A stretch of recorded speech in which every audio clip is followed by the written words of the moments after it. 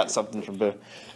Welcome to the Army Football Podcast. I'm Sal Interdonato, Times Herald Record beat writer, 10th season on the Army Football beat. I'm here with hope to be a weekly guest on a weekly co-host, actually, Steven Anderson, a 2-year captain of the 2010 team that won the Armed Forces Bowl. Steve is an infantry officer instructor at Fort Benning right now, captain in the Army.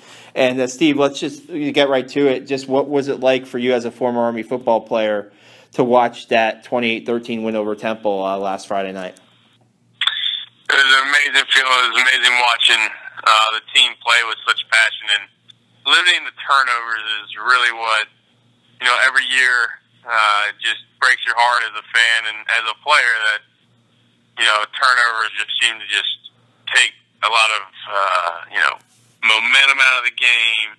They take a lot of, whatever kind of, good thing you got rolling, and limiting the turnovers, not having any really set us up for success. And as you know, Sal, when we don't turn the ball over, we're a very hard team to beat. Yeah, I guess you had a couple former Army football players at your house for that game. What was the atmosphere like there? Yeah, well, as you mentioned, I'm an infantry officer instructor, and once you graduate at West Point, all infantry officers come here to start their training and earn their blue cord. And saw some of the guys earlier in the week, and we were all excited about the season starting and it being the different type of year, the year we wanted. And I set up a little shindig. My wife made a great spread, a bunch of finger foods, and we just watched the game with each other and just fed off the energy, feeding off each other. Had our own little, just had our own little cheer section in the stands from my house in Fort Benning, Georgia. Gotcha. I mean, watching the Temple game and the performance of the defense, that as a former defensive player, what did you like about what you saw? The turnovers, like you said, 3 interceptions and stuff like that. What did you like? What did you see that you liked about the defense there in that Temple game? Well, it was interesting because they're obviously running a different defense than when I was there, and the defense sort of looked like the defense we ran in high school. That I ran in high school, and I started trying to watch, trying to see if I could figure out the keys of the linebackers, what the linebackers were reacting to, and how those outside linebackers / TNs, how we run like that 3-4-5-2 look, to see what kind of defense we're really getting into. Because passion of mine is not just football, but Army football, and I'd love to, at some point in my career, try to get back here, back up there to West Point and help coach or just help the team in any type of capacity. Yeah, I just, I was thinking about, after that game, Steve, I was thinking about, are there any similarities between the 2010 team and this team? Just to start, I remember you guys opening up with a win over Eastern Michigan on the road to start that season, having a pretty successful year on the road away from Michie Stadium that year. Clinching the bowl game at Kent State. And I just, the defense is pretty strong. You guys had a pretty good defense. I mean, is it too early to see similarities maybe between the 2010 team and this team, or? No, I mean, every time we got on a plane that year, we won a game. Which is a really cool kind of thing that happened every year. My senior year that we got on an airplane to play a football game, we won the game. So, it's the first win's always the hardest, and I think the good thing about that game is we came back from behind where it's kind of been a stigmatism of Army football is once we get down, it's kind of like the air is gone. It's hard to fight back from, triple option offense. So it's hard to come back and put a lot of points up fast. And, I was just really, one, the defense never let up, and 2, the offense was just, executing to perfection and holding on to the football. And this team's going to win games with solid defense and holding on to the football this year. I guess, as you know, a former player, and after they get off to the start, I know Coach Munkin and even Jeremy Timpf was saying it's only one game. But as a fan and as a former player, I mean, how did you, maybe as a former player, how did you put that win in the past and focus on the next game? You know, how does that happen at the college level? Because I can imagine that the players were probably pretty pumped up for getting the win. How did you handle that? You know. Yeah, I mean, it is. I mean, you try to enjoy it for that night. I'm sure the guys try to enjoy themselves Saturday night. But I think, you know, as not just, you know, a West Point college football player, but any kind of college athlete, you know, winning is contagious, and winning makes you feel good, and you want to do it again. It's like, you know, I don't want to compare it to a drug, but, you know, it's one of those things that the more you do it, the more you enjoy doing it. And I think that's where it's easy to kind of let the win go. They achieved one win. That's awesome. But one of our goals my senior year was win the next game. So it didn't matter what happened the game before. As long as we won the next game, we'd be okay. So that's I know this team's got kind of the same mentality. I've been talking to some of the officers here that played with most of these guys, and this is actually the first year since going to West Point that I haven't known personally a West Point football player. So it's been an interesting dynamic being a fan from the stands without actually knowing any of them personally. Yeah. But obviously knowing them as brothers in the Army football. Yeah, because I thought I talked to hearing Jeremy Timpf saying, have you and him like exchanged any messages or anything? Because him being a 2-year captain, you being a 2-year captain, I thought he mentioned he might have tried to maybe have some communication with you or something. Yeah, no, he's reached out over Facebook and you know, for any kind of pieces of advice. But as far as face-to-face, I mean, it's been very far and few between. You know, I haven't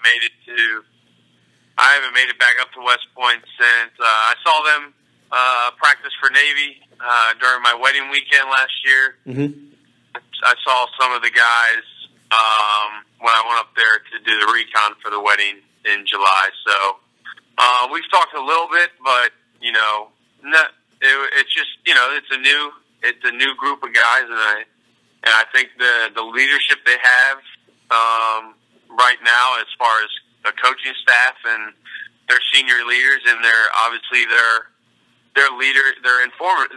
informal leaders. So it's a nice little chemical concoction they got going right now. And as a fan, I mean, shoot, after we won the game, me and 8 football players are standing at the position of attention singing the alma mater in my living room. I mean, that's pretty much dedicated to the cause right there. It doesn't get any better than that, right? No, it was, and it just was natural. It wasn't like we were like, should we stand there and sing or what? I mean, you can call us nerds or whatever you want, but it just felt natural after the win, you know, just standing there with your brothers on TV singing the alma mater, and you know, it wasn't even like a thing. Now the non-Army football players that were there, they were like, "What the heck is going on here?" And we didn't budge, we didn't move, we stood there, sang the alma mater. Afterwards, we answered their questions, but that was it was second nature to us.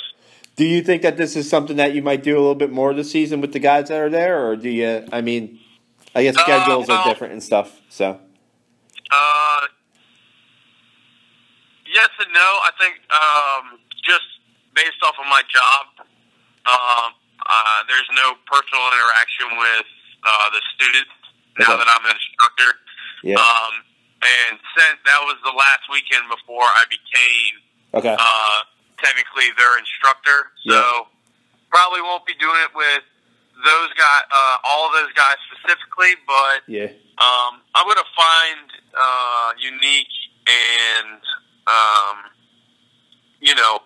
professional ways to continue to grow them as young officers, along with staying with the policies of 211 infantry.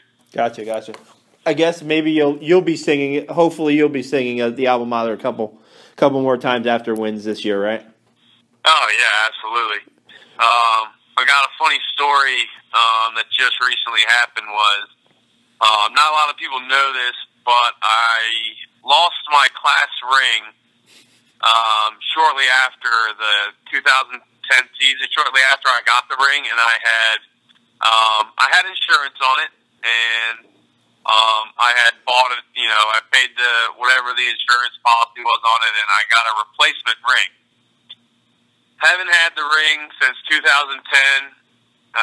3 weeks ago, right before the season started, I got a call from someone at West Point saying, "Did you lose your class ring?" And I'm like, I did like 6 years ago. Did you leave it here and there? And I gave a couple pieces of information. They asked me what I engraved it on the inside. I told them what I engraved. It's my initials and the number 50, and they said, "Yep, we found your ring." 6 years later, I found my ring, and as I'm telling these young officers at my house, I'm telling them this story, and as the tables turned and we started really dominating the game after I had mentioned this is the year of the ring. And so every time I see them now, they always say, "Sir, ready for Saturday? It's the year of the ring." It just it makes me laugh. Fans always find their little niche on how to be a part of the victories, when really it's the coaching staff and the program and the players that are really doing the winning. Us fans just like to think our little, hey, it's not crazy if it works. You know what I mean? So for the rest of the season, it's hashtag the year of the ring. I'll start to use that a little bit on Twitter myself. Just talk to me a little bit about what you think that second win would mean this weekend against Rice. Army hasn't started a season 2-0 since 1996 and haven't won back-to-back games since you guys did it in 2010. They haven't had a winning streak. So maybe, they're starting to get, they got rid of the demons at Lincoln Financial Field last week. Maybe they'll get rid of some of that past, the past history maybe this week. Who knows if they can get a win over Rice. Well, Lincoln Financial Field hasn't been a place that's been too kind for us in the games we've played there.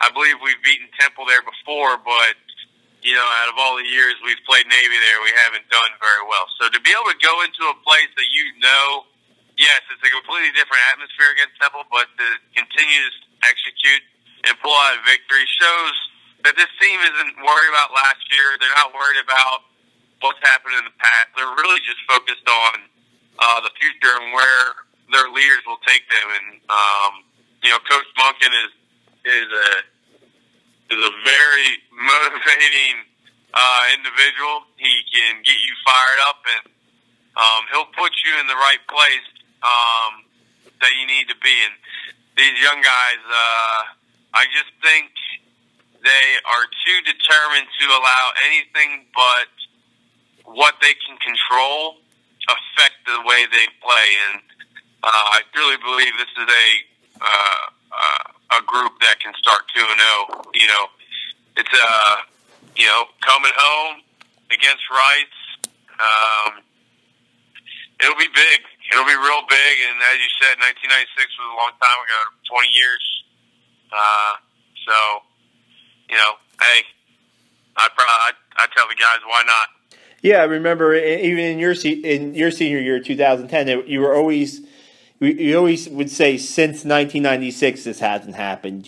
So and you guys were able to get past that and win that bowl game. So right, as long as you're focused and, like you said, determined each opponent each week, good things are about to happen maybe for Army, right? Yeah, I'm tired of hearing about 1996. I'm sure it was a good year. You know, the team was great. One of my mentors, a few of my mentors, and a couple of my coaches were on that team. But I like people talking about the here and now. Yep. I wanted people to say, 2010 become the new 1996, and the only way to do that is to give them something to remember. And I think, 2016 would be a great year to remember. It's been awesome talking to you, Steve. We'll try to do this again next week, and maybe following another win over Rice. And I appreciate everybody listening. Great insight. Don't even bother calling me, Sal. If we don't win, I'm not going to want to talk. So there'll be no podcast next week if Army loses. Nah, there's going to be a podcast because we're going to win. There you go. Thanks, Steve. Thanks for joining us. I appreciate your insight. We'll look to do it again soon. All right, go Army. Beat Rice.